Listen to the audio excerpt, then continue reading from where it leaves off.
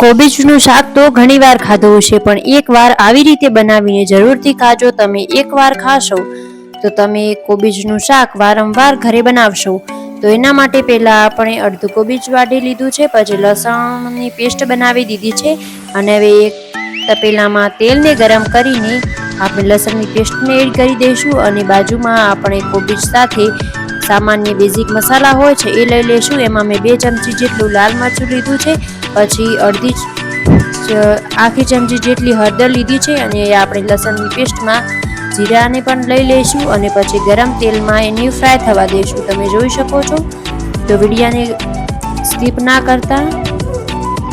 તો આપણે સારી રીતે એને ફ્રાય કરી દઈશું. અને જો મારી ચેનલમાં નવા હો તો લાઈક, શેર અને સબસ્ક્રાઈબ કરવાનું પણ ના ભૂલતા. જ્યારે આપણા લસણ ફ્રાય થઈ જાય એટલે પછી આપણે શાકને પણ એની અંદર એડ કરી દઈશું. તમે જોઈ શકો છો.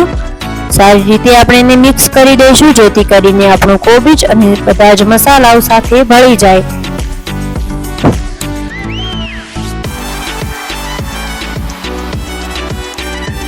કોને કોને કોબીજનું શાક ભાવે છે કોમેન્ટની અંદર કહેવાનું ભૂલતા નહીં. અને તમે અમારો વિડીયો કયા ગામથી અથવા તો કયા શહેરથી જોવો છો એ પણ કોમેન્ટની અંદર કહેવાનું ભૂલતા નહીં.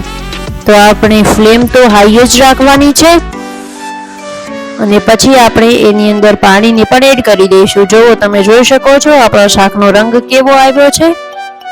તો સારી રીતે મિક્સ કરી દઈશું, હલાવતા રહેવાનું, જેથી નીચેના ભાગમાં એ દાજી ન જાય. પછી આપણે એની અંદર પાણીને એડ કરી દઈશું. 1.5 ગ્લાસ જેટલું પાણી આની અંદર જોઈશે, એટલે આપણે એટલું પાણી એડ કરી દઈશું. પછી ફરીથી આપણે એને હલાવશું. જો આ શાકને તમે રોટલી સાથે ખાશો તો તમને વધુ સારું લાગશે. જો તો આપણે ફ્લેમ તો હાઈ જ રાખવાની છે, જેથી કરીને આપણું શાક સારી રીતે સરખું પાકી જાય. અને એની સાથે જ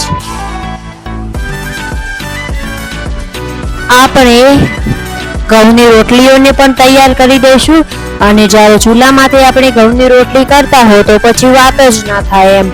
તો આપણે સારી રીતે રોટલી પણ કરી દઈશું, અને પછી હવે આપણું શાક બનીને પણ તૈયાર થઈ ગયું છે. તમે જોઈ શકો છો કે કોરું શાક કોબીજનું કેવું મસ્ત બન્યું છે.